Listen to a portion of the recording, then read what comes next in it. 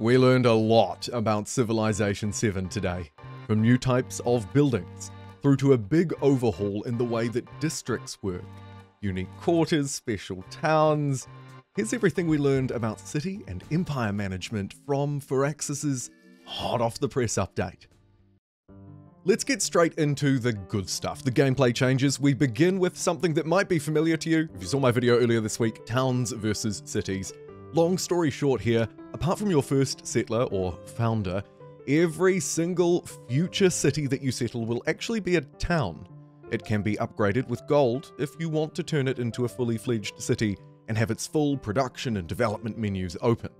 Towns are much smaller. They don't have their own production menu, instead automatically converting their production into gold. However, they can collect nearby resources and feed those into the closest city to them. The crucial detail here is in the second paragraph. As towns reach a set population threshold, a certain amount of growth, they gain access to this, the town focus menu. And Firaxis have provided this nice little graphic so you can take a look at each one. Essentially, this allows towns to specialize. Farming towns for food production. Fort towns, interestingly, for unit healing and defense. I like that a lot. Trade outposts for extending trade range, boosting happiness, and all of the rest that you can see. Once you select one of these specializations, it's a permanent choice for that age, so you might be able to change it next age and the one after, but you're stuck with it for the duration of an age, making it, they argue, a key strategic decision that requires some forward planning. When we look at the detail a little bit more, it largely says what we already heard or read on the town focus. I'd also note, by the way, that some of these are of course age specific. The factory town, modern only, gold towards purchasing a factory and an extra resource slot. Likewise, the religious site only available in the second age, the exploration age, with bonus happiness and an additional relic slot to the temple in this town. Couple of things to note. Let's move on to the next topic though, because boy, oh boy, there's a lot to discuss. And before we get into the next specific gameplay change, Firaxis make a point of noting here that this should help with tall versus wide. Tall, of course, favoring just having a few cities and building them up. Lots of population, lots of buildings. Wide, meaning you play across the map, building many cities, maybe smaller. They note something I really firmly agree with. Civ 5 favored the tall strategy, 4 or 5 cities probably at the most, while Civilization 6 leaned towards wide. I would say that's an understatement. It was just paint the map and win the game. Nonetheless, I totally agree with their sentiment behind this. Their explanation of it makes a lot of sense to me. They go on to say that basically just how this plays out in Civilization 7. The idea will be that towns will allow a tall player to still be able to collect a lot of stuff, but not have to micromanage the game as much. Less micromanagement because you're managing fewer cities, but you still get the experience. And likewise, if you just want to keep playing cities, you can, except for the city cap. Settlement cap, I should say, and a couple of other design limiting features that we'll get to in just a moment. And so now we move on then to empire management. There were 4-ish things that they highlighted here that are big changes for Civilization 7. First and foremost, as you may already know, builders have been removed. Rather than sending out builder units to improve tiles, populations in Civilization 7 and the growth that comes with that will naturally drive improvements. Settlements generate food, accumulate it in a bucket. Once the bucket is full, you reach a population point and you can allocate that population to a tile for improvement.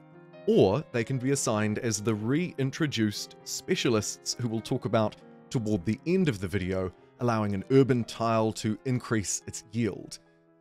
The next empire management adjustment is that settlement cap, which serves as a soft limit to the number of cities and towns, settlements of course, you can maintain without any penalty. If you exceed it, by the way, local happiness, and we'll talk more about the distinction on that later, in each settlement decreases, which in turn reduces the global happiness, balancing expansion against the cap. They argue this balances out the expansion and exploration elements of a 4X game. I talked a little bit about that at the start of the diary. I'm going to cover it off at the end. Let's continue to focus on the real meat, the gameplay changes, and the third pillar of empire management. And this change focuses on one of those returning elements, happiness, a double-edged sword they call it, which basically it functions at two levels, locally within a settlement, and then globally across the empire. Happiness is necessary to support those specialist populations that you can add to districts, tiles, as well as for the maintenance of buildings within cities and towns. And globally, it accumulates across your settlements to trigger a celebration event, kind of like a golden age from Civ 5, a special event that provides powerful buffs and slots for traditions and social policies. I believe this is also somewhat related to your government type, at least looking back at some of the earlier gameplay it seemed to be. The final empire management change is related to the ages, those 3 ages that you'll play through in a full game of Civ 7. Well, as you move through them, not all of your buildings will stay the same. Some things, like warehouse buildings, unique to a civilization, improvements too, as well as wonders, will keep their effects and continue to provide all of the bonuses that they do, regardless of the age, the point in the game that you're at. However, other buildings and improvements may become outdated, lose their effect and adjacency bonuses, keeping only their base yield. They argue this promotes opportunities to overbuild and evolve your empire to better suit the age. Think a building from 2,000 years ago providing the same use as a modern one, with technology changes and all that kind of stuff. They go on to say that overbuilding allows us to adapt cities to new challenges and opportunities. After transitioning from one age to another, older structures can be replaced by new, more powerful buildings, making sure that Empire's infrastructure always matches its needs and keeps up. An interesting change around the edges of the ages system, I think. It'll be very interesting to see how the game handles this, how it impacts growth, yield. Specifically, I'm thinking about science and technology. Anyway, we'll have to learn a little bit more about that. Let's change pace now. Shifting our focus toward what they call key game mechanics. Those that have changed or returned. And this first change, and I'll keep my opinions mostly out of this video, but man, I am pleased about this one, district planning. They say it could be complex and often challenging, and in Civ 7 they've taken steps to streamline both of those things, rather than assigning a specific specialty to an urban district, like say, a science district, or a specifically cultural district. They've made each district more flexible. You no longer need to pre-build any specific district, as they're automatically established when you place a specific building down. Moreover, each urban tile will have 2 slots for buildings that can hold any type of building, allowing you to customize each of these urban tiles, these districts, to suit your strategy by placing the buildings that you want inside of them and therefore setting their speciality. They go on to say that there is no theming bonus for grouping similar buildings together. However, one of the changes that we'll discuss just slightly later on does sort of allow for this. They say that they made the decision to avoid creating the illusion of choice and to ensure that players actually make meaningful and interesting decisions rather than be guided by artificially strong incentives. Finally, new districts must be placed adjacent to the city centre and then expand outward. So it creates more of a cohesive looking city rather than it was in Civ 6, where you'd sort of be incentivized to maybe place things just way out in the middle of nowhere. So it'll look maybe a little bit more organic as well. But that crucial part about detaching the fixed district speciality from the moment that you place the district to instead be focused around the buildings that you choose to place inside of it, and maybe as they become ageless, replace inside of it, I think is a win.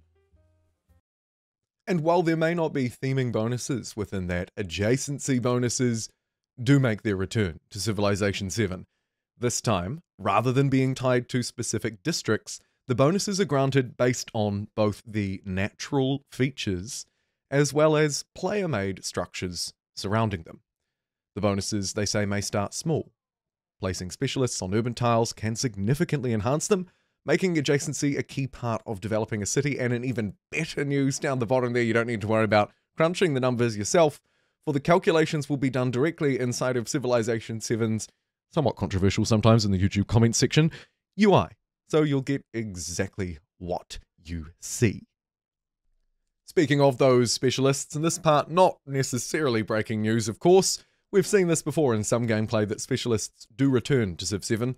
this time arguably with greater significance.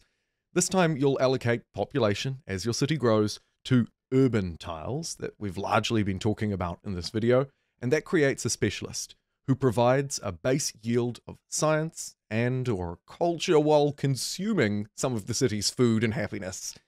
They also, as we just discussed, amplify those adjacency bonuses. I'm pleased to see specialists make their return in Civilization myself. And while generic districts may lack some kind of theming bonus, what they're calling unique quarters are formed when two Civ-specific unique buildings share the same, perhaps urban tile. They offer substantial benefits and a distinct visual flair to the tile. Now let's talk the two W's, warehouses and wonders. Warehouses are new, but also slightly familiar. Take a look at this graphic of Antiquity Age examples of the new warehouse buildings. You'll note that granary is one of them, and this is not new. Maybe not alone, but what they've done here is introduced a new way to specialize a city or town, a settlement. Not based on adjacency, just if it's within the city or town borders. Warehouse buildings apply their yield to each improvement of a certain type. So if you build one of the warehouse buildings for food, the granary, then it will apply +1 food to your farms, plantations, or pastures. This is obviously another way to specialize a settlement, whether it be a town or a city. The sawpit favoring woodcutters and camps, so the natural features around you, the kind of yields, resources that are on offer will play a part here too. I like this extra little bit of specialization by taking the granary, changing it into this sort of warehouse structure and expanding it out across the different yields. It'll be interesting to see how it's applied later in the piece, and whether there will be a nice consistent way to thread it through the ages. I would suspect so. And finally, as you'll already know, wonders return to Civilization 7, occupying a full tile and also providing some adjacency bonuses that we were just talking about earlier to the surrounding buildings, I assume. One of the more frustrating experiences, they say, is when you miss out on a wonder, right? You get so close to building it and then somebody else pinches it from you. If you have advisors on in Civilization 7, they will notify you if a wonder that you're building is already being constructed by another player, so long as you've already met that other player, helping us to plan a little bit more, maybe a nice little quality of life adjustment there. And so we'll end this actually taking it back to the beginning, right at the start of this update published by Firaxis just a couple of hours ago. At the time of recording, they talked about the challenges of empire management in a 4X genre. And if you've watched through this video and you don't already know what the 4Xs are, I don't know, do I need to explain them to you? It might not even matter at this point. Either way, here they are: explore, expand, exploit, and exterminate. And the crucial part here, and the part that's related to Civilization 7, is about the rethinking of that design. And all of the things that we've discussed have broadly fit within this philosophy. Rethinking mechanics like tile improvements, growth, districts, making each settlement feel more unique. Also trying to reduce late game fatigue and trying to reduce the impact of expansion, which can overwhelm players with an ever-increasing number of decisions, while still trying to maintain a game that provides opportunity and challenge. And that's the balance that they are trying to strike with the changes that I've outlined to you today. Thank you so much for joining me in this video on what has been a real week of Civilization 7 videos on the channel. My goodness, they just keep throwing stuff at us. And tomorrow, at the time of recording, the first revealing, the very first time Exploration Age gameplay. Be sure to check out that live stream if you can. And of course, my channel, maybe 10 hours-ish after the fact. I'll break down everything new that we've learned and special points of interest. Thank you for watching. I'll see you then.